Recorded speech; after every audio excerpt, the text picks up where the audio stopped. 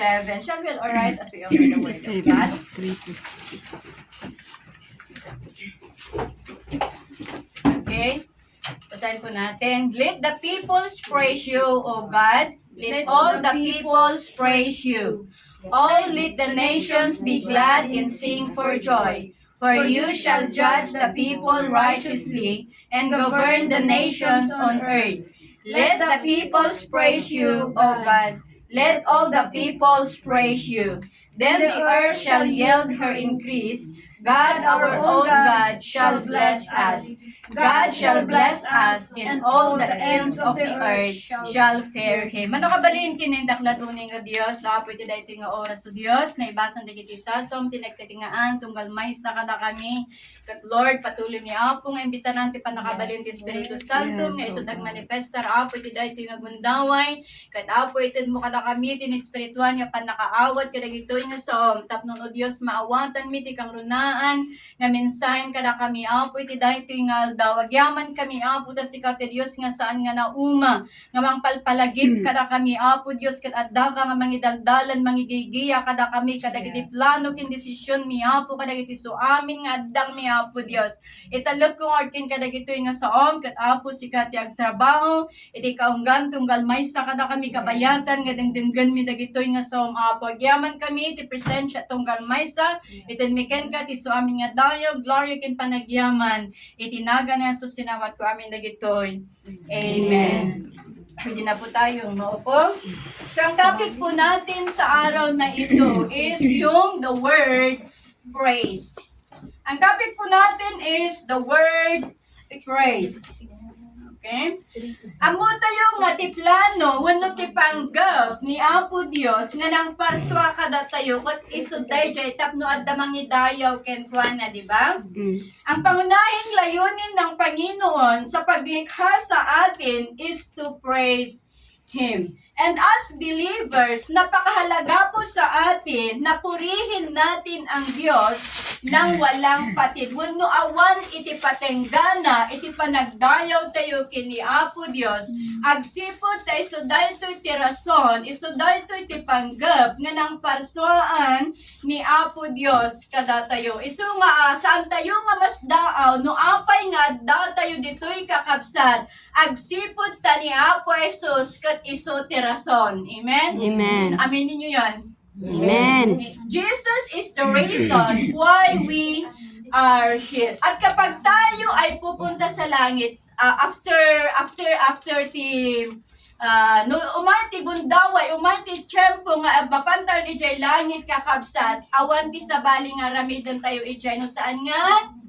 Agday-dayaw, iso nga dito'y pala ang daga, nga hantay pala ang napan ijay, agbalin ko man nga lifestyle DJ pa nagdayaw tayo kini Apo Dios. Gawin po nating lifestyle ang pagpuri po natin sa ating Panginoon. Praise is the expression of admiration, gratitude, and acknowledgement sa mga dakilang bagay na ginawa at ginagawa at gagawin ng Panginoong Diyos sa ating buhay. At kapag pinupuri natin ang Diyos ng buong puso, mga kapatid, nakikita ang kanyang kalwalhatian sa buhay ng bawat isa. Amen? Because when the praise go up, God's glory will comes down. When the praise go up, God's glory will comes down. Yung sabi ng kanta po natin na I keep praising till the power has come down. Glory to God. Glory to God. I keep praising till the power has come down. He's coming down, down, down, down. He's coming down, for the glory of the Lord is coming down. So when we keep praising God wholeheartedly, ang kanyang kalwalhatian, ulitin ko, ay nakikita sa atin. Kung kaya't, kung gusto nating maranasan ang presensya ng Panginoon, ibigay po natin ang pinakamainam na papuri dahil ang Diyos ay nananahan sa mga papuri ng kanyang mga anak. In Psalms chapter 22 verse 3, God inhabits the praises of His people. Psalm 22 verse 3. At ito rin ay nagpapahayag ng pananampalataya that the throne of God is not distant. Hindi po malayo ang trono ng Diyos, kundi ito'y matagpuan sa taos-puso nating pagsamba, sa taos-puso nating pagpuri sa Panginoong Jesus. So ano ti kabusor kat atakian na tayo kakabsat, praise God. When our enemies strikes us, let's continue to praise God. Gaano mang hirap ang ating nararanasan, ang ating sitwasyon, just still praise God. For we know that God is bigger than all our challenges combined. Kung narinig niyo yung testimony ni Sister Glory kanina, na kahit nararamdaman niya yung pain ng kanyang paa, but she choose to praise the Lord. Na kahit mahirap siyang makaupo, mahirap siyang tumayo, mahirap siyang lumakad, but still, she choose to praise God. Of course, alam po natin na mahirap magpuri kapag tayo ay may problema, di po ba? Mahirap magpuri kung tayo ay may pinagdadaan ng problema. Mahirap magpuri kung tayo ay may hinanakit sa puso. Mahirap magpuri kung tayo ay may galit sa ating mga puso. At ganun din, mahirap magpuri kung mayroon tayong dinaramdam sa ating physical na pangangatawan. Ngunit, ini-encourage tayo ng Panginoon to still praise Him. Let's continue to choose to praise Him sa kabila ng mga bagay na ito, sa kabila ng mga pinagdadaanan, sa kabila na tayo ay nasa hindi magandang sitwasyon, but God encouraged us that we choose to praise Him. Amen. Amen. Because sa kabila ng mga ito, alam po natin na ang Diyos ang siyang nasa atin. Amen. Katulad ni Jehoshaphat in 2 Chronicles chapter 20, he used the power of praise to defeated his enemies. Amen? So because praise releases God's power to work on our behalf. Dahil ang kapangyarihan ng Diyos kapag tayo ay patuloy na nagpupuri sa kabila ng ating nararanasan, ang kapangyarihan ng Diyos ang siyang tutulong sa atin at ang Panginoon ang siyang kikilos para sa ating mga sarili. So anuman ang pinagdaraanan ng bawat isa mga kapatid, let's not give up, just switch on to praise and we will see the glory of God. So what are the benefits of praise in our life? Ano ang mga benepisyo na maranasan po natin kapag tayo ay patuloy na nagpupuri sa ating Panginoong Diyos? Una, praise break chains and open doors. In Acts chapter 16 verse 26, suddenly there was a great earthquake, so that the foundation of the prison were shaken, and immediately all the doors were opened, and everyone's chains were lost. So makita po natin ang bersikulo na ito mga kapatid ay nagsasalaysay ng isang mahimalang pangyayari habang sina Paul at Silas ay nakabilanggo sa Filipos. Amen. So bago nangyari ang lindol, hating gabi sina Paul at Silas ay umaawit ng pagpupuri sa Diyos. Sila ay umaawit ng himno sa Diyos sa gitna ng kanilang kalagayan, sa gitna ng hirap nila doon sa loob ng bilangguan. But they choose to praise the King of Kings and the Lord of Lords. So makita po natin na habang sila kumakanta, habang sila nagpupuri sa Diyos, ay biglang lumindol. At dahil sa lindol, nabuksan ang pinto ng kulungan at natanggal lahat ang gapos ng mga bilanggo sa loob ng bilangguan. So sa nangyaring ito mga kapatid, na ihayag, na ipakita di jay bilog ni Apo Dios, na ipakita di jay bilog ti panagkararag, kin panagdayaw, iti Apo madaydayaw ti Dios. Kat ti dayjay ginginod kakabsat ay siya ang naging tugon ng Dios sa kanilang matapat na pagsamba at panalangin sa kawalan ng katarungan sa kanilang pagkabilanggo. Dahil nung time nito, nung tandaan niyo Sir ni Pastor Remy iti, na bilanggo daga po ijay, slave nga, babae nga in cast out the evil spirit nga nang gagapos ijay babae ijay ubing ket gaputa kinas out the nga espiritu ay ket pimanaw ket tanawan ti awanan ti pagsakulan di amo na isu nga inpakulong da isuda. So dito natin makita na walang gapos o walang padir ang makakahadlang sa kalooban ng Diyos. Amen? Walang gapos o walang padir ang makakahadlang sa kalooban ng Diyos. Kat iti dahil tumutla nga napasama kakabsat na ipakita dayjay bilog iti Apo kadag ijay gwardya ken uray pay kadag iti daduma nga balod madaydayaw ti Dios. Kat ito dayto iti naging daan. Isu dayto iti naging paraan tapnon iti kasta dayjay maysa nga gwardya ket na isalakan na balbaliwan ti biyag na agraman ti sibubukel nga pamilya na madaydayaw ti Dios. Isu nga yaten nga kakabsat ang pagpupuri sa Dios sa gitna ng pagsubok o sa gitna ng kadiliman ay may kapangyarihang magpabago at magpalaya sa atin anumang bagay ang gumagapos sa atin, anumang bagay ang gumagapos sa ating mga puso. True praise will break every chains and open doors for us. Amen. So pangalawa na benepisyo na ating maranasan kapag tayo ay patuloy na nagpupuri sa Diyos, praise invites the presence of God. Praise invites the presence of God. Basahin po natin sa 2 Chronicles chapter 5 verses 13 and 13. 2 Chronicles chapter 5 verses 13 and 14. Ang mga mang-aawit ay nagpuri at nagpasalamat sa Panginoon na tinutugtugan ng mga trompeta, pumpyang at iba pang mga instrumento. Ito ang kanilang inawit. Ang Panginoon ay mabuti. Ang pag-ibig niya ay walang hanggan.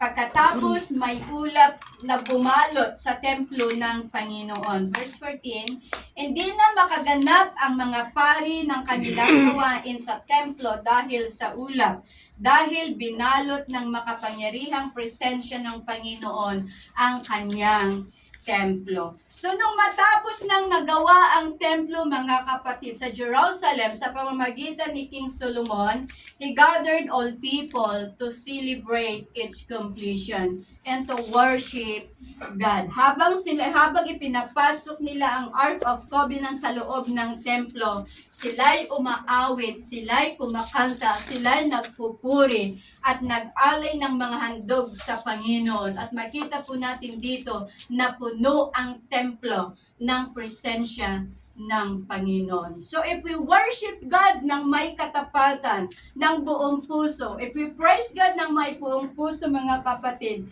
let's invite na nararanasan po natin, nararamdaman po natin ang presensya ng Panginoon. Amen. So praising God invites the presence of God, kaya wag po tayong mapagod na magbigay papuri sa buhay nating Diyos na ating pinaglilingkuran. And every single days in our life, let's praise Him, let's worship Him with all our heart. Amen. Maikatlo kakabsat, praise brings deliverance from the enemies. Praise brings deliverance from the enemies. In Psalms chapter 18 verse 3, sabi ni King David dito, I call upon the Lord who is worthy to be praised, and I am saved from my enemies. Isuit ang bersikulo na ito mga kapatid ay deklarasyon ni King David ng pagtitiwala sa kapangyarihan ng Diyos bilang kanyang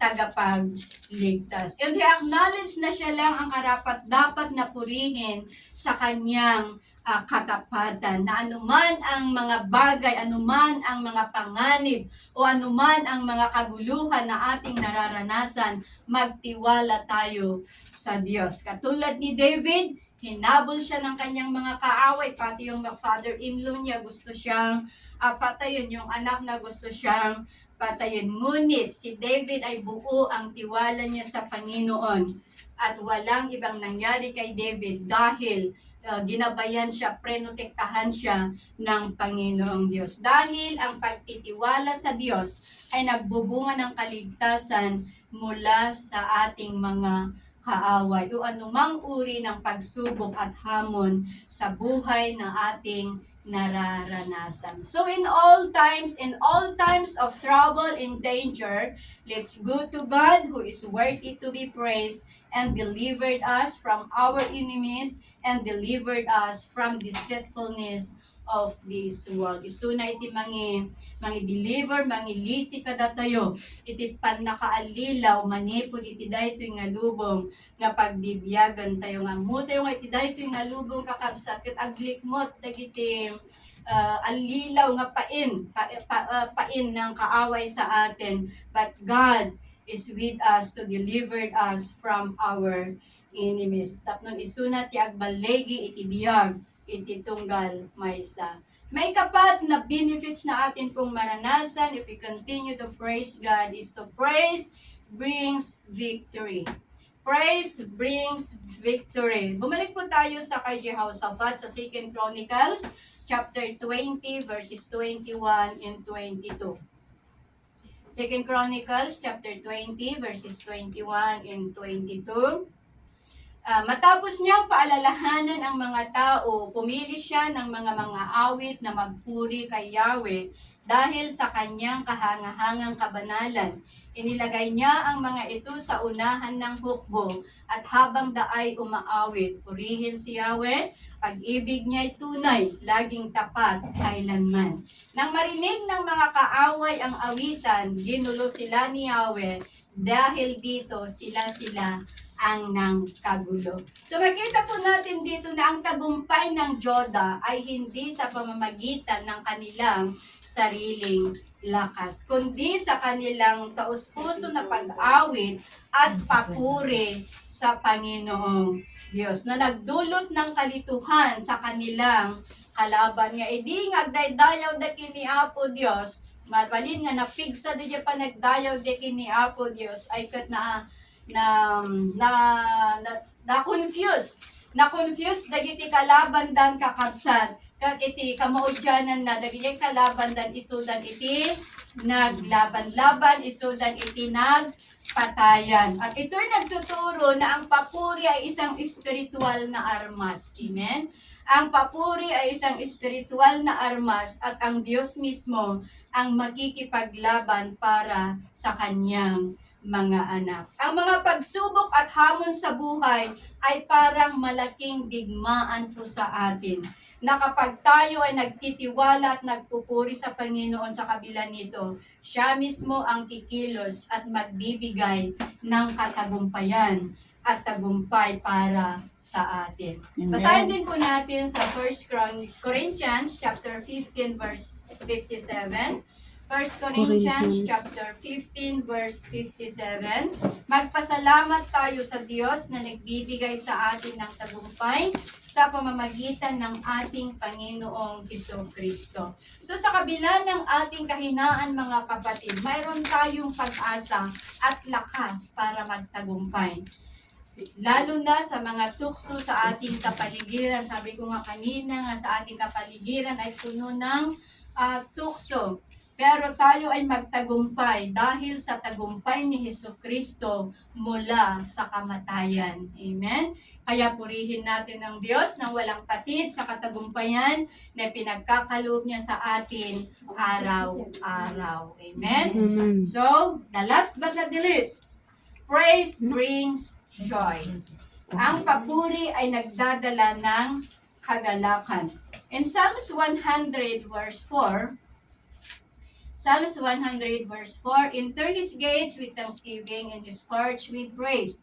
Give thanks to him and praise his name. So ang versikulo na ito mga kapatid ay nag-i-encourage sa atin for us to enter into his presence joyfully. Enter into his presence with a spirit of gratitude and enter into his presence with reverence. That when we come before God, hindi lang basta tungkulin, kundi ito'y isang oportunidad para sa atin upang ipahayag ang pasasalamat at papuri sa ating Panginoong Diyos. So ang pagsamba at papuri papuri mga kapatid ay isang oportunidad para sa atin upang maipahayag po natin ang kadakilaan. Maipahayag po natin kung gaano tayo kamahal ng Diyos. Maipahayag po natin kung gaano ang pasasalamat natin sa Diyos dahil sa kanyang katapatan, dahil sa kanyang kabutihan sa ating mga buhay, na sa kabila ng mga bagay, sa kabila ng ating kahinaan mga kapatid, sa kabila ng mga pagkukulang po natin sa Panginoon, but is still God, nandyan pa rin ng Panginoon upang turuan tayo, gabayan tayo, ipakita ang mga bagay na dapat po nating gawin. At ang pating papuri at pagsamba ay hindi lang ritual, kundi taos-puso na pagtugon sa hindi magmamaliw na pag-ibig at katapatan ng ating Panginoong Diyos. Isungayatan nga kakabsat, santay kumanga maumang agdayaw kini Apo Diyos. Kung nakarutatayan, ngagbalin kumanga lifestyle, dadya pa nagdayaw tayo kini Apo Diyos. From morning up to tirabi at ako madadya gundaway tayo, ngagdayaw kini Apo Diyos. Aduman dagiti trabaho tayo, nga mabalin tayo nga ramidan, nga kabayatan, ngagtatrabaho tayo kakabsat, mabalin tayo nga dayawon ni Apo Diyos. Ano nga kahit nga saon nga itutugaw mo dyan ngagkankanta kini Apo Diyos. Nga kabayatan na ginagawa natin yung mga bagay na responsibilidad po natin sa bahay ng ating mga employer, with all our heart, pwede po nating purihin ang Panginoong Jesucristo. Kaya mga kapatid, let's us all shout joyfully to the Lord and serve Him with gladness. Let us come before Him with joyful singing, who has made us and not we ourselves. Praise God that by grace through faith we are His people in the shape of His pasture. So let everything that has breath praise the Lord. Praise the Lord. Manadayang ti Apo. Dagit na ito, ti mensay, ti dahil ito yung